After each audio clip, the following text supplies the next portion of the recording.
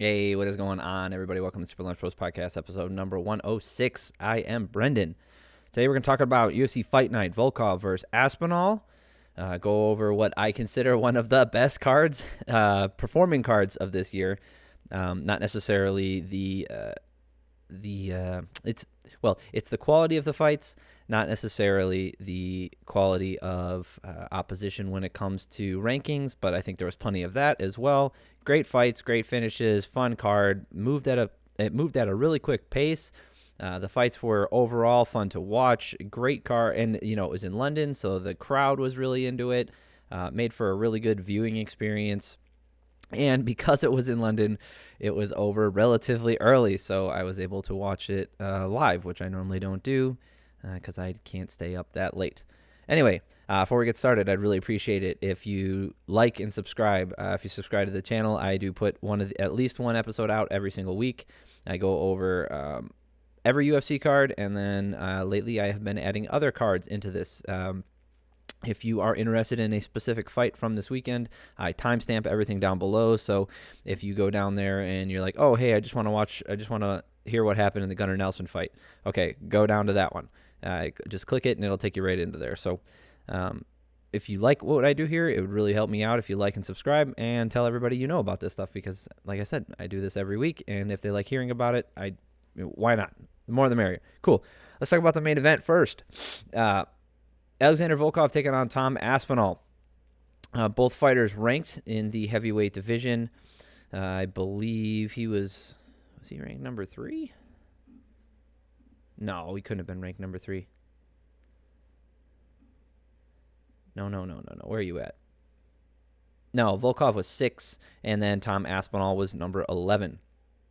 And go ahead and look at the rankings right here. So Volkov is a heavyweight mainstay, a heavyweight title contention mainstay. I wouldn't say title contender mainstay, because he has not had that, and I've said mainstay way too much. And we have Tom Aspinall, who is a up-and-comer, newer to the division, newer to the rankings, but he has lit the division on fire. I think this is number 5 in a row. Yep, 5 wins in a row. So this is the 5th UFC win in a row, all 5 finishes. He got the submission in the first round here. So starting this fight out, I think he looked amazing. When you look at the stats for it, we don't have to go round by round because there's only one of them. But to start the fight out, Aspinall with really smooth, like super crisp striking. His hands were very fast. And I'm going to be honest, that's kind of Volkov's kryptonite, is when somebody is competent on the feet and willing to throw fast hands, because Volkov is a little bit slower and more methodical. And I noticed that, Volkov actually looked tired about halfway through the round, and that might have been because Volkov got taken down at the 4-minute mark, and freaking Aspinall was landing really good elbows, cutting Volkov open, and Volkov had to work his ass off to get back up. There was like a submission attempt, but Volkov worked out of it and got back up. So if you guys remember, to just put in perspective how good Aspinall's performance in this fight is, right? You know how big of a fan I am of Curtis Blaydes, if you are familiar with the channel. If you don't like him, that's fine. One thing I know we all can agree on is his wrestling ability, and his ability to dominate most opponents through sheer force of will and his wrestling, okay? And remember the 5-round fight he had with Volkov, in which he was able to take Volkov down, but Volkov kept getting back up. And then as the fight went on, he wasn't able to hold Volkov down anymore. And like I said, Blaydes is well known for being able to dominate his opponents with wrestling. He uses it very effectively. He's a really good wrestler. And as far as heavyweight goes, his cardio is pretty good. Like, it's not bad, especially for doing the kind of grunt work and heavy wrestling style that he does. For as intense as it is and how hard in the heavyweight division throwing around heavy bodies is, his cardio is pretty damn good. And I set all that up because Aspinall looked like he was holding Volkov down with ease. He got into a really good position and actually landed really good ground and pound, and that bodes very well for him going forward against some of the other higher ranking individuals in the heavyweight division. The problem with any quick performance, right, is there's not that much to analyze when it comes to a full fight, right? Can he make it to the championship rounds?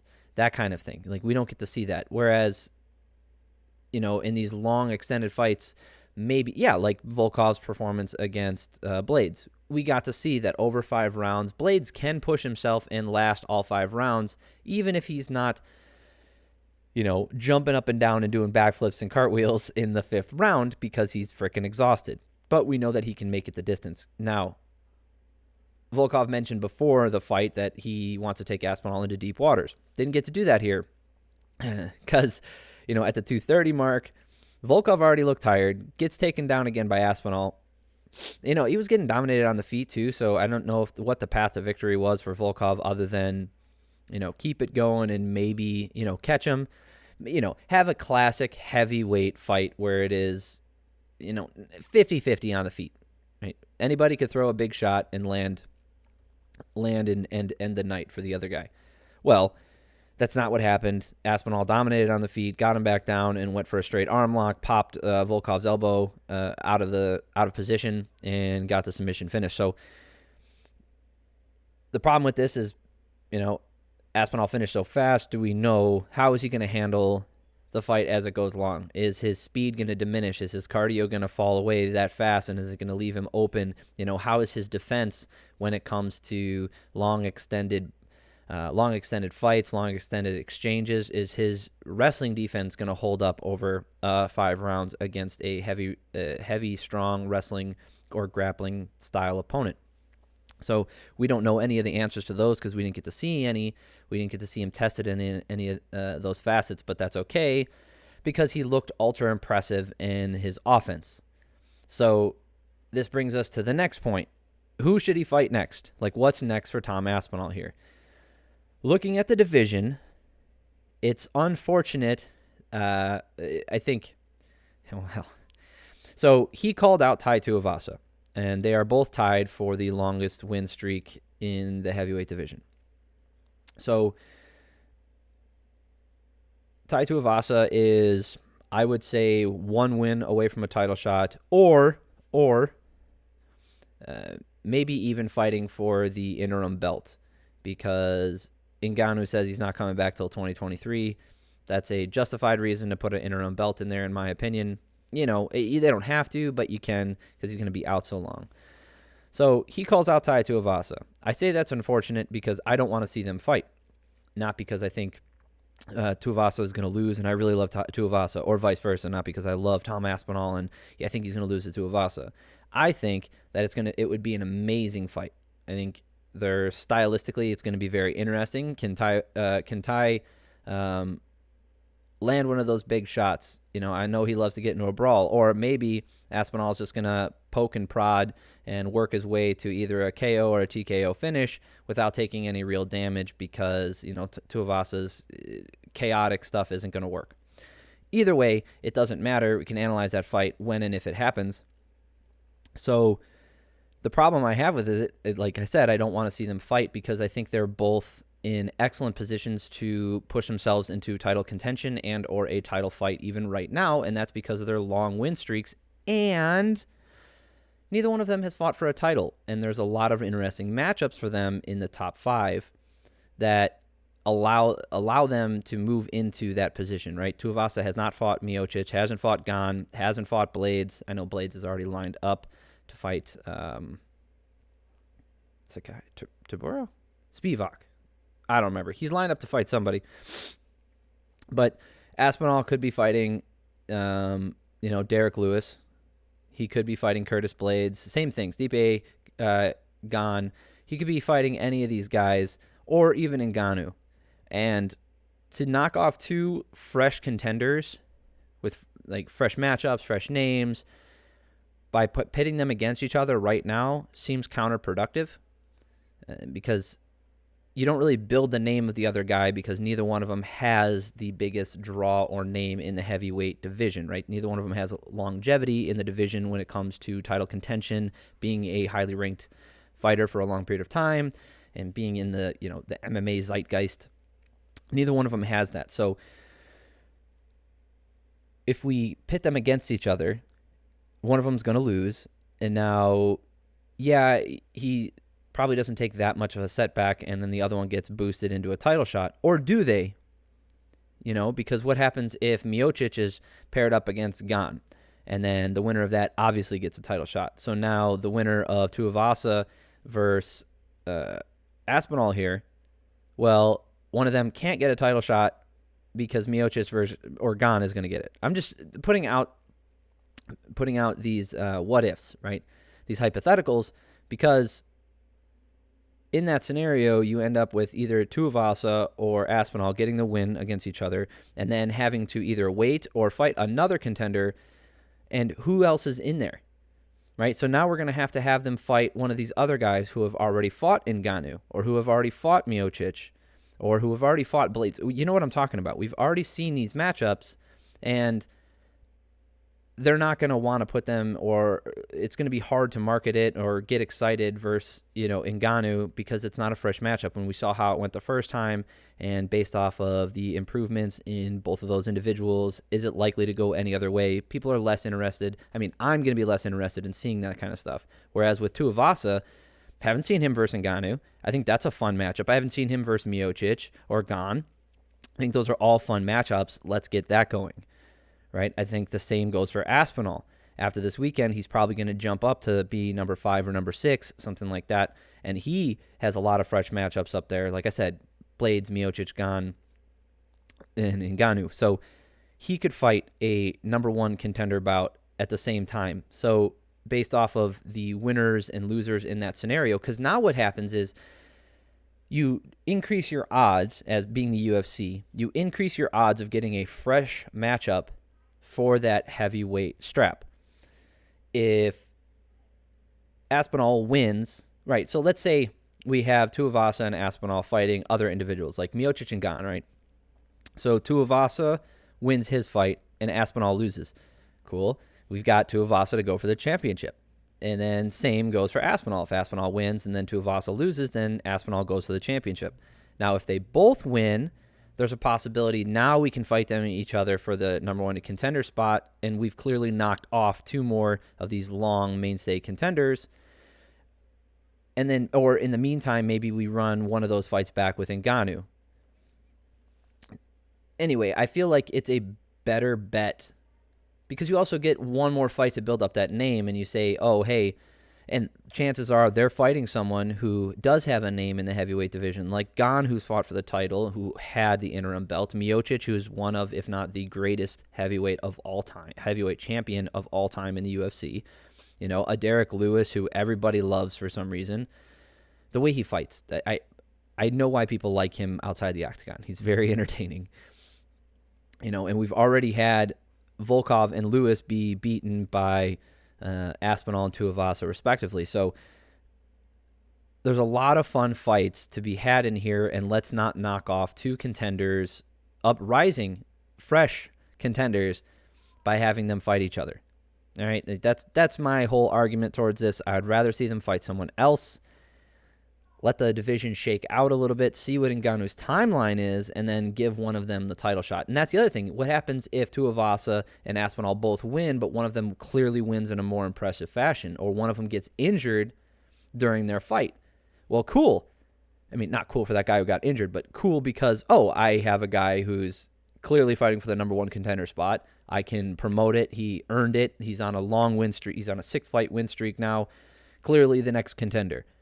Right? And the other guy can't fight because he's injured, or he's got a long layoff, or whatever it might be. It makes more sense. And that's why I said it's unfortunate, because usually when you call someone out, especially if it's within reason, right? Obviously, if frickin' what's his face? The other guy who fought tonight,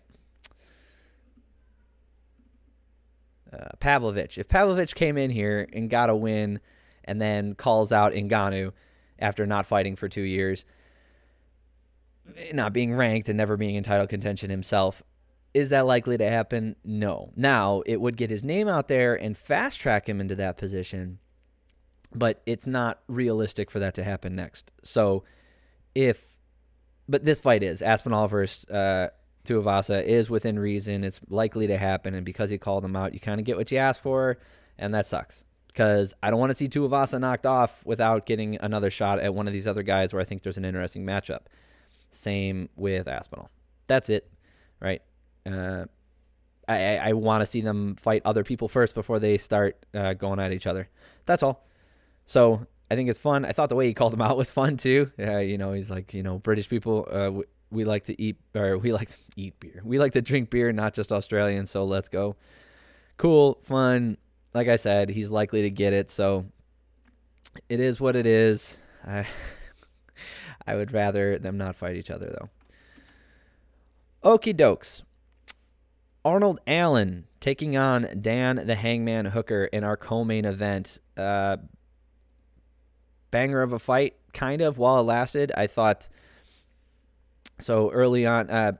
Arnold Allen getting the TKO victory here in the first round. The referee stopped the fight. There's just too many unanswered shots. So early on, Arnold Allen was in there kicking the legs, and Hooker was moving forward. Right, that was the tale of what was going on. Hooker kept moving forward, landing up top a little bit, doing some damage of his own, and I felt like he looked flat and a little sluggish. Maybe the weight cut, slows him down a little bit, or maybe it's just perspective. Maybe he's just a slower guy compared to other 145ers. But I didn't think he looked bad, right? So I don't want to take anything away from Arnold Allen here. Allen was kind of like backed up against the cage, landing leg kicks, trying to slow Hooker down, playing the long game. Then he lands a huge shot. Hooker gets rocked, and then Allen just unloads. And he's throwing hooks left and right, just big loopy hooks, really fast, throwing them, misses with one and gets caught at the same time. So he falls down, gets back up, throwing him again. Both guys going back and forth, but Allen getting the better of the exchanges. I mean, you could see the totals here, 49-14, and those significant strikes, most of those were really big shots. He lands another, let's see, I think it was a hook or a straight, follows with a left high kick, caught Hooker with that one, and then unloaded with a barrage, including some elbows as Hooker just turtled up against the cage trying to weather the storm. So, I mean, Hooker never really looked like he was in this one to me. I never felt like, here's the thing. I felt he was doing a good job, but because that interaction happened so early, it was hard for me to be like, oh, yeah, Hooker was dominating this, and, Allen just got a lucky punch. It happened really early, so there's no way to tell.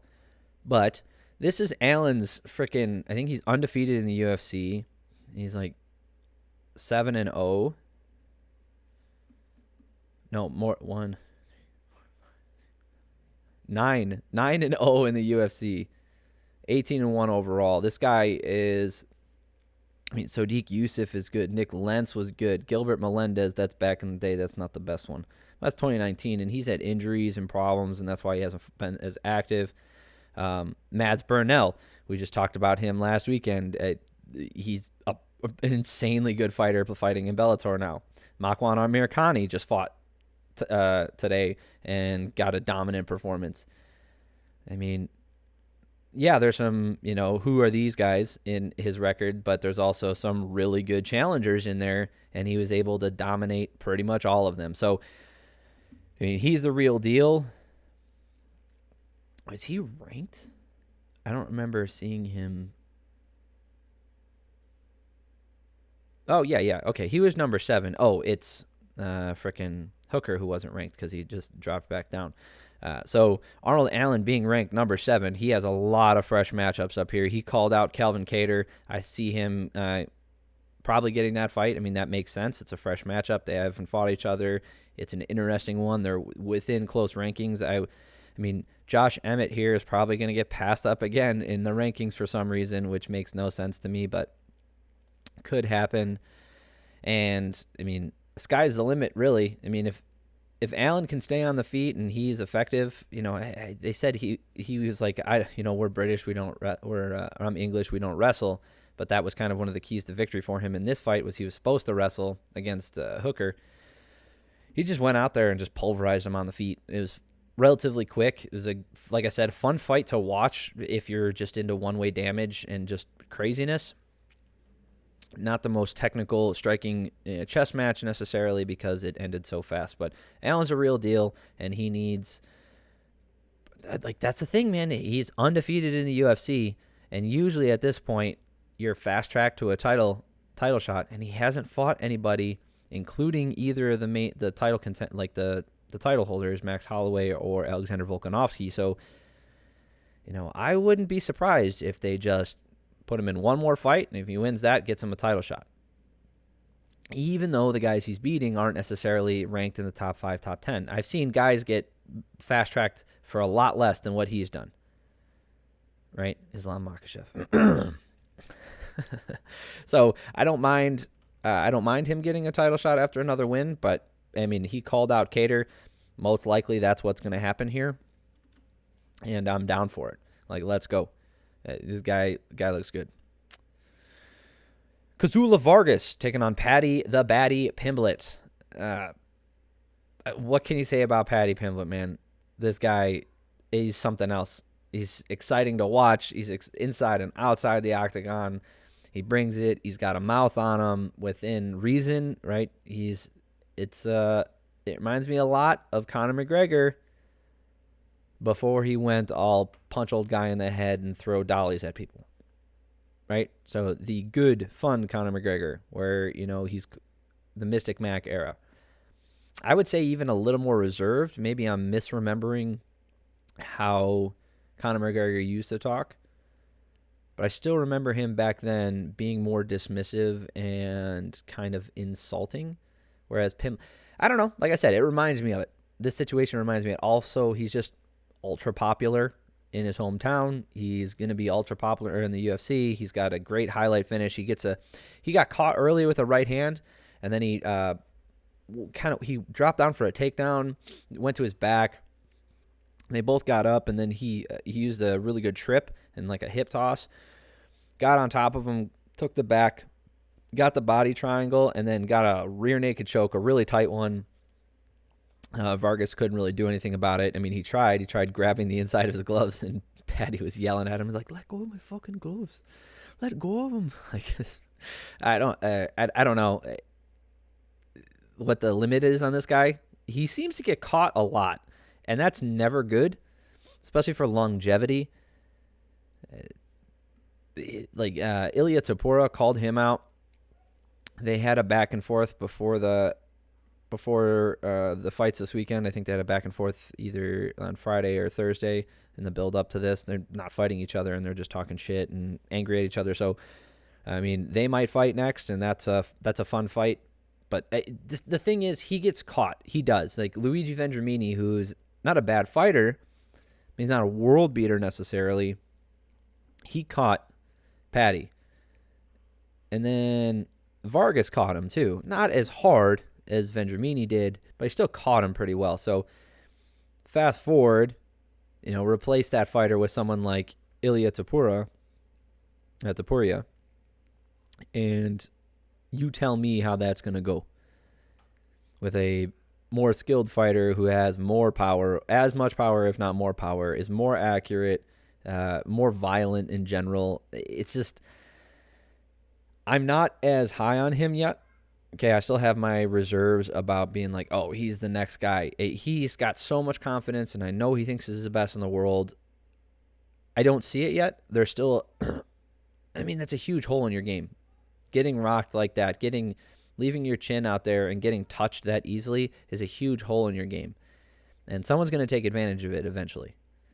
All right, what are you going to do to fix that in the meantime? So I would like to see him snug up his defense more than he has, not get hit so much, and then, going forward, we'll see if that's enough to get him into a position to where he's easily dispatching contenders and easily dispatching people. So, all right, Sato versus Nelson, Takashi Sato.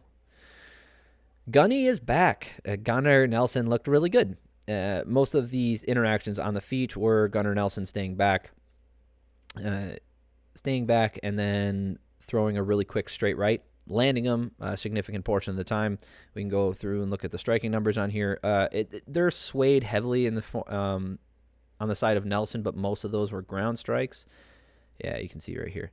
Ground strikes, 33 of those 44 strikes were on the ground. So not a lot on the feet, not a ton of striking back and forth on the feet, but didn't need it. So not much damage either way for the first 4.5 minutes of this fight. But Nelson got him to the ground and took his back and had a body triangle and was landing good damage. I gave all 3 rounds to Nelson 10-9. We don't have to break down each one of them because they all went the same. At some point, Gunnar Nelson got a takedown. Got the back, put in the body lock, the body triangle, and started landing damage from his back. Right? And in that position, he was really dominant, and Sato just would not go away. He didn't expose his neck, so he couldn't go for a submission. It was just one-way traffic. Okay, it wasn't the most interesting thing because Nelson was never in danger, so there was no drama, and he had control of the fight the entire time.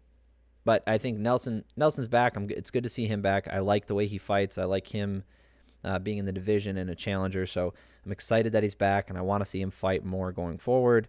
So I'm not upset that he won or anything like that. I don't think it was a bad fight to watch, but because of the fight that happened before and the fights that happened after, kind of a lull in the card, which I think it even amplifies more of what happened later. So that might be why they were so exciting.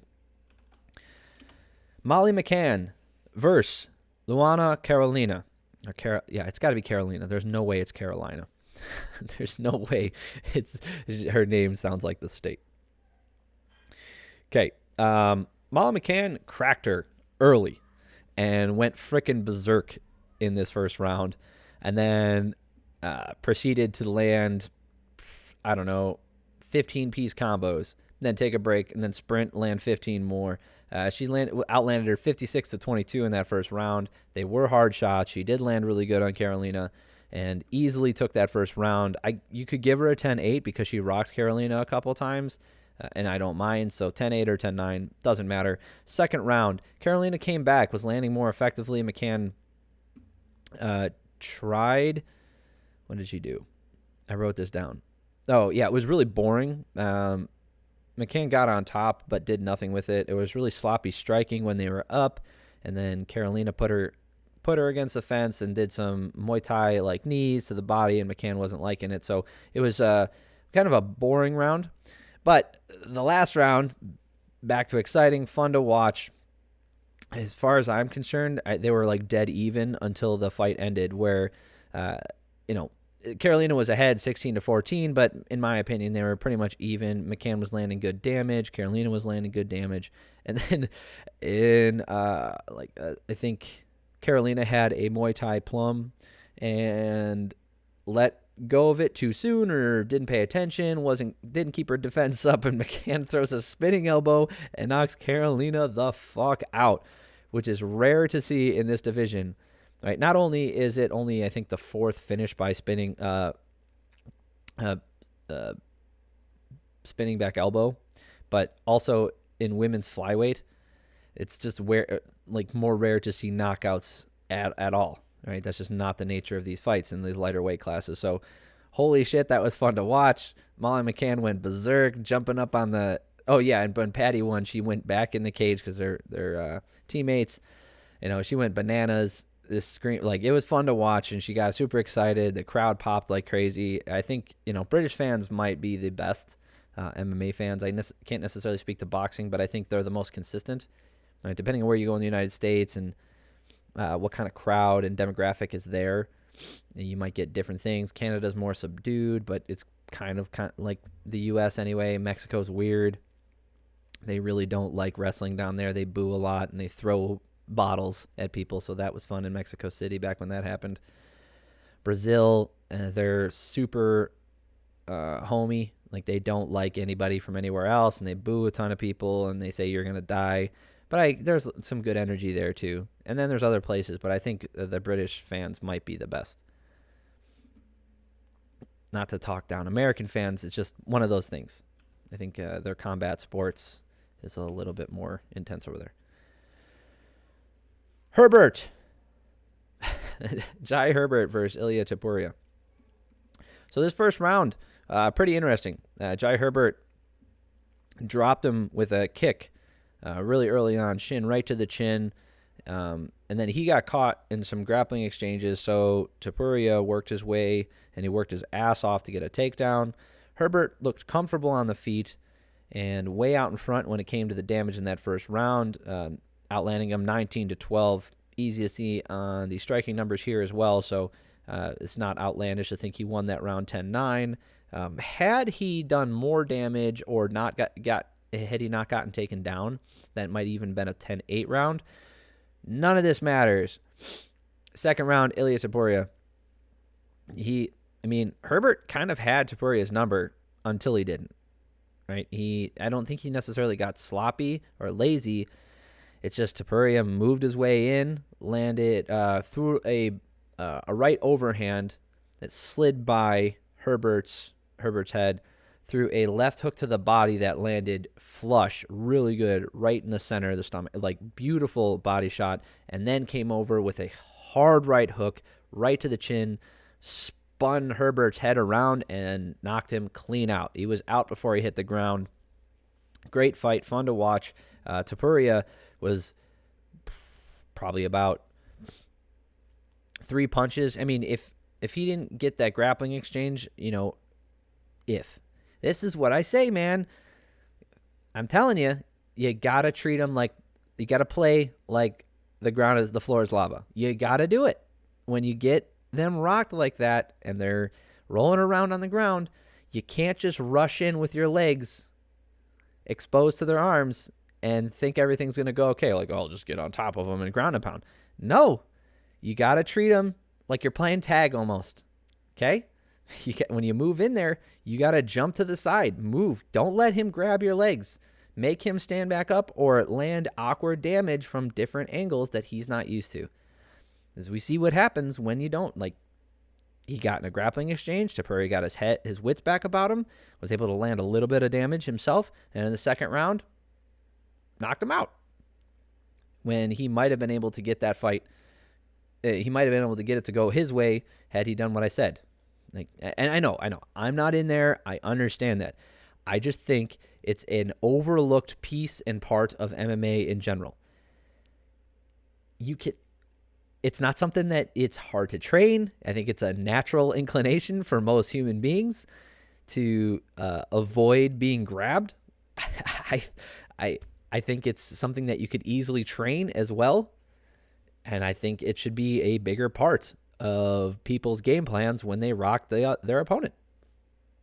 I keep mentioning it, but when I never saw somebody do it like Cub Swanson did against Darren Elkins, and it was so successful, and it really stopped Darren Elkins' game plan, which is, I got damage, so when they rush in to finish me, I'm going to grab them and grapple them and tire them out. No, sir. I'm going to damage you, and then I'm going to bounce around, jump to your, do some hopscotch, get to your back, the side, avoid your hands, not let you touch me, punch you from the top, kick you in the body. I think you combine that with those body kicks that we saw from Khalil Roundtree last week, and we got ourselves like an effective way to really put people out that we just don't see. I don't know why we don't see it that much. I really don't. The body's there for the kicks. The hands are coming out and reaching towards you. You jump to the side, kick them in the body. I understand. In the heat of the moment, I'm not in there. I'm not a professional fighter. I've never been in the UFC. I understand that these guys are the top of the top. But I don't think what I'm saying is controversial. I'm not saying that fighters are bad because they don't do it. I just think that there's clearly an advantage to doing it, and there's no disadvantage. The disadvantage is your opponent might get back up when they're already rocked. And which, if your goal was to exchange with them on the ground or get into that position, jump their guard or get into half guard or, try to jump into mount, you're already going for that anyway. But if you're moving in and trying to throw punches, right, throw hooks to their head as they're huddled over on the ground, treat them like they're poison. Treat it like tag. Don't get touched. Jump to the side. They reach, kick them to the body. Do some real fucking damage. Sorry, I really think that is a missed opportunity for a lot of fighters. Like when they have their opponent hurt like that, I think there's a way they can get some finishes that we just don't see very often. All right, Grundy taking on Amirkhani. So Mike Grundy, I believe his name, right? Yeah, Mike Grundy versus Makwan Amirkhani. So this fight was really fast, very, very fast. So Makwan dove on a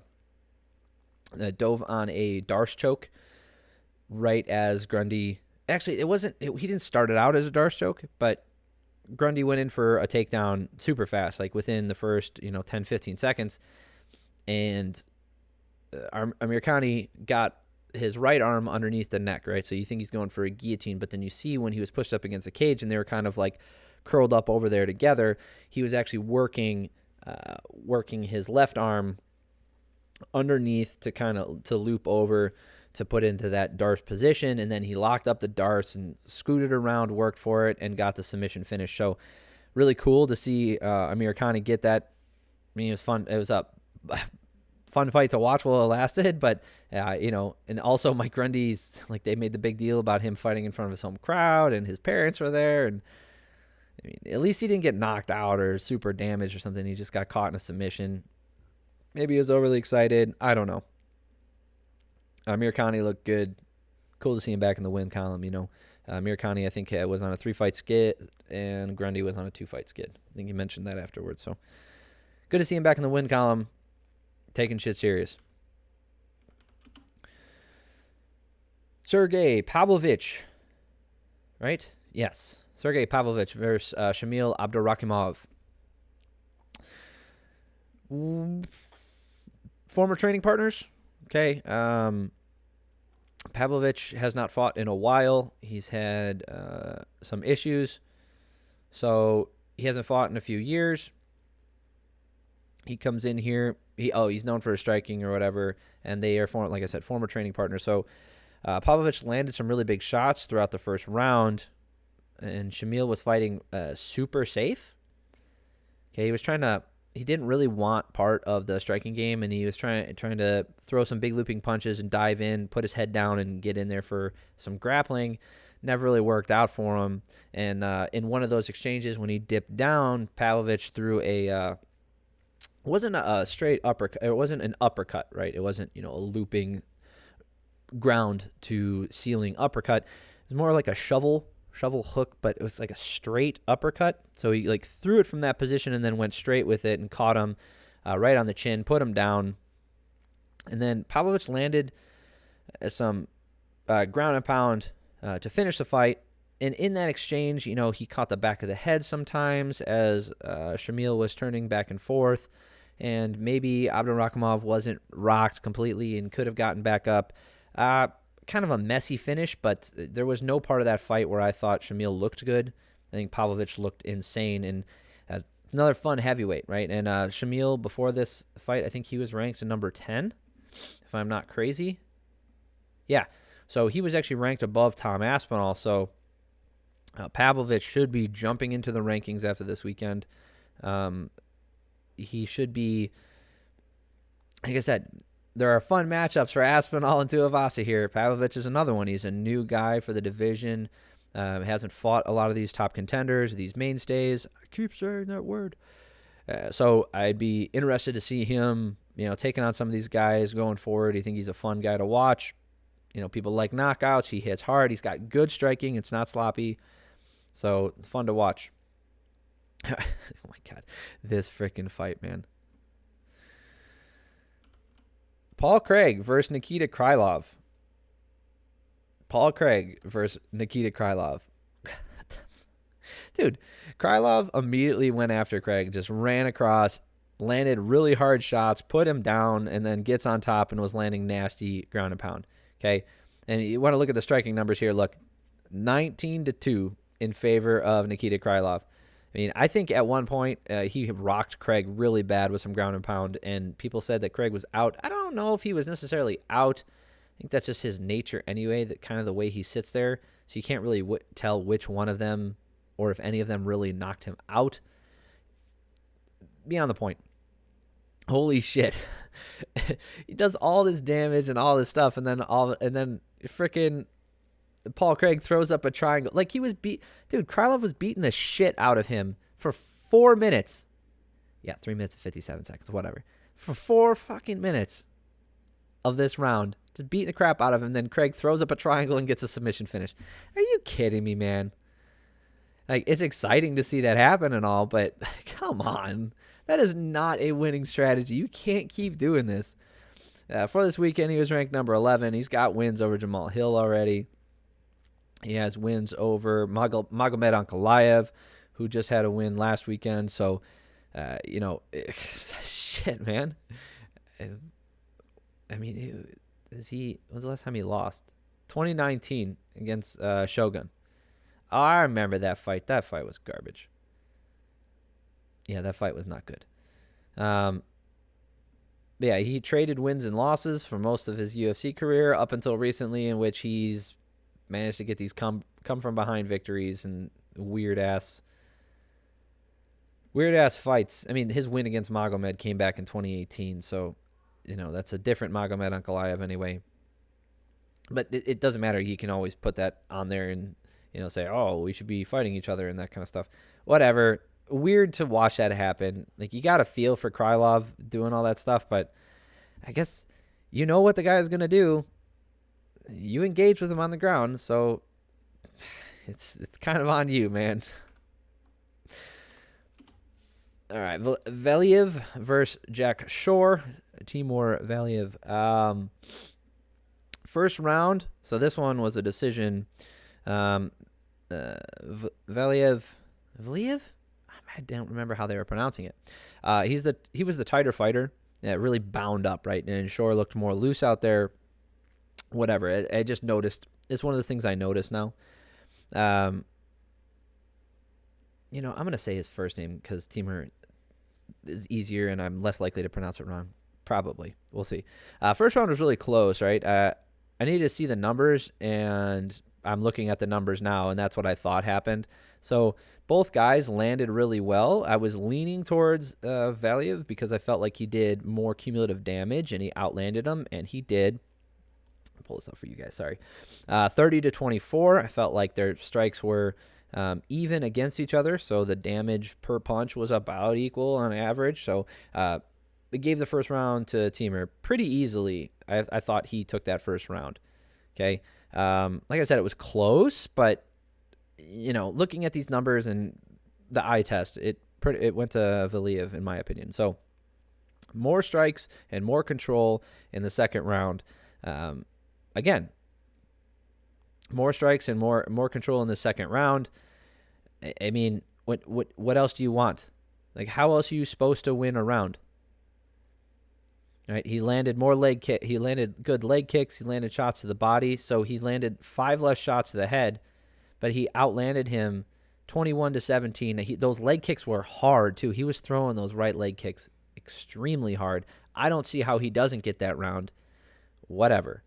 It just drives me nuts. Anyway, so I gave him that second round. I had him up 20-18. Then Shor started the third round with a straight right that put Valiev down. So yeah, he got a knockdown early on, and he went for a takedown. I don't know if that was the right move. Oh yeah.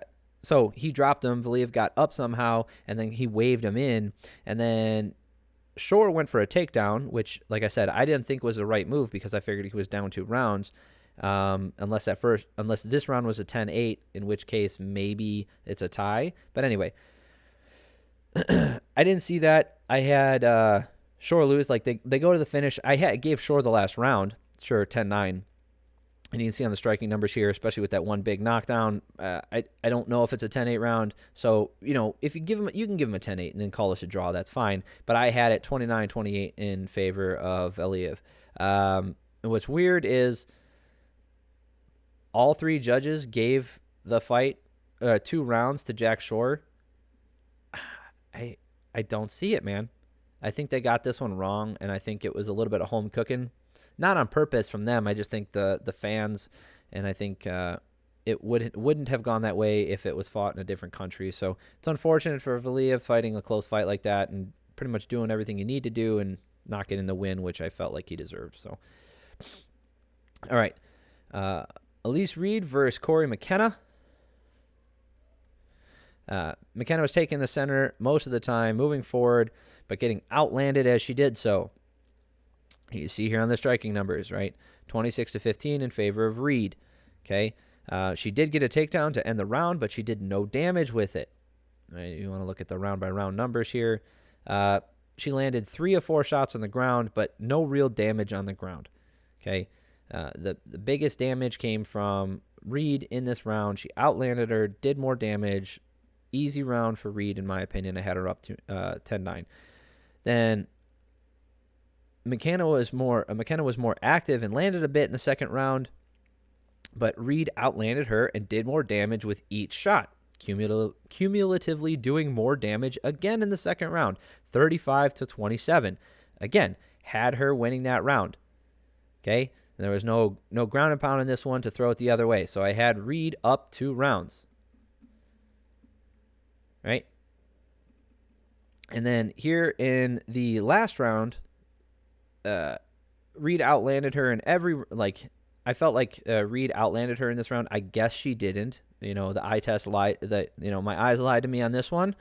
So I guess maybe McKenna did outland her here in the last round, but I thought, maybe McKenna's weren't as strong. So it led me to giving Reed the last round. Regardless, you can give McKenna the last round as well, but 10-9, there's no way it's a 10-8. Somehow, some fucking asshole, this guy, Derek Clearly, what are you doing? 30-27 in favor of McKenna? Are you kidding me? Are you kidding me? You gave McKenna not only the first round, which is wrong, but maybe you make your wrong argument, and given the way this shit works, we could have a discussion, right? But in the second round you gave it to her too? She didn't do shit. She's throwing big loop-in shots that didn't land, right? Yeah, she had more offense because she's throwing 74 as opposed to 64, but she landed less, and they did less damage. Reed's were more effective strikes. I don't think Reed ever got rocked. I think she caught McKenna with some excellent punches. Maybe they got a bad angle on some of them. I don't know. But you gave her round 1 and 2. You're out of your damn mind. Round 3, okay, fine. Maybe I was wrong on round 3, but come on now. The fuck out of here with that shit. That's baloney, and you know it. Oakley dokley. Opening fight of the card.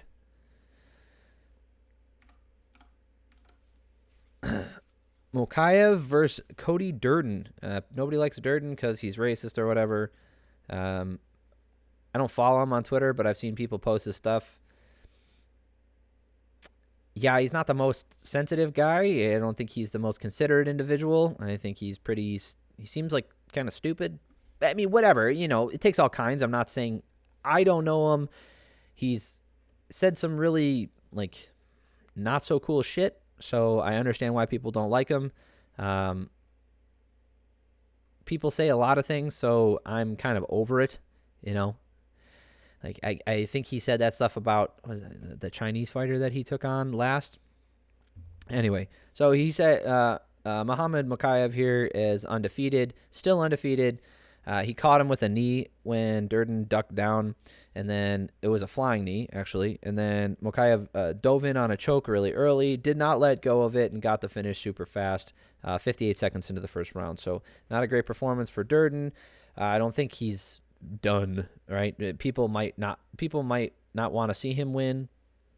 People might want to see him get kicked out of the UFC for losing one. I think that's a bit hasty. I've also heard people say some other really nasty shit and seen people do a lot of really nasty shit. So if your bad guy is a Colby Covington, then yeah, I guess Durden would seem pretty nasty. But I don't think either one of them has, okay. And I'm not here trying to defend the guy because I don't want to do that either. Again, I'm not in his corner. I'm not his fucking lawyer or his friend here. And I don't want to compare him to the worst of the worst, but when it comes to MMA, I'm more laissez-faire when it comes to talk. Now, it doesn't mean I like what they say or like them for what they say. In fact, I often dislike people for what they say, especially as the more popular they get, right? Someone is fighting on the undercard over here. He's the opening fight, and I'm less concerned with it because I don't think he gets a ton of media attention. But when people say like negative shit, like I said, I've been very critical of Colby Covington's shtick. I don't like the stuff. I don't like the stuff he says. I think it's kind of gross and disgusting. I'm not a fan of it. And I don't like when people talk like that in general. I don't like when people talk about that, like other people like that. It's not something I'm into. But they should be allowed to say it. It's whatever they want, right? They're not calling for violence against another individual. So they're speaking negatively about someone's race, religion, or family. They're just a shitty person, right? If they mean it. And if they don't mean it, and they walk it back, or it's just to hype up a fight, then that's their version of doing good business. So when it comes to this kind of stuff, like I said, I'm more laissez-faire on letting them say things. And like, did I want to see him win or lose? No, because I don't really care. Do you know what I mean? That's where I stand, right? Until you come into there, and like, there's other things I dislike more. I dislike certain fighting styles more. I dislike people talking about. I dislike hype jobs more than I dislike people who say things. Like, I don't like being told who to like or who's the next best person because that's what they want me to think. I don't like that stuff. Let me decide for myself. I'll watch their fights myself, and then I will decide, right? And when people outright lie to you, like in the promotional stuff, like telling you that Betchko, here's a throwback for you. Betchko once took on Ronda Rousey, right? And in the promo for that, they're like, she's got one punch knockout power. Never had a knockout on her career, or on her in her career. In the UFC, she never had a knockout. She had some TKO finishes, but not only did she not have a knockout, but they said she has one punch knockout power. That's what I'm talking about. I don't like that shit. So don't tell me how good someone is and then outright lie to me and tell them like, oh, look at how good this is, and then cherry pick stuff. It's bullshit. Overall, don't want to sour the night because I feel like this card was fucking amazing. It was fun to watch. I'm glad it was earlier in the day. I love when these cards are early. London crowd was great. I think it'd be fun to attend a fight over there with the amount of energy. I think it's really cool being here in the Midwest. People are less interested. People still pop, but it's a little different. So, all right. We are all done covering this card. Please, if you made it this far, I love you. You're the best. Please like and subscribe. Like I said earlier at the beginning of the video, I do one of these every single week. At least one of these every single week. I cover every single UFC card. I will be covering most, if not all, of the Eagle FC cards that happen in the United States or with some big fighters. I'm starting to cover more Bellator stuff. So going forward, I will be widening the things I cover, probably putting out on average like 1.5 videos a week, maybe 2. So anyway, I appreciate y'all. I really do. I'm glad you made it this far, and I hope all of you guys have an awesome week.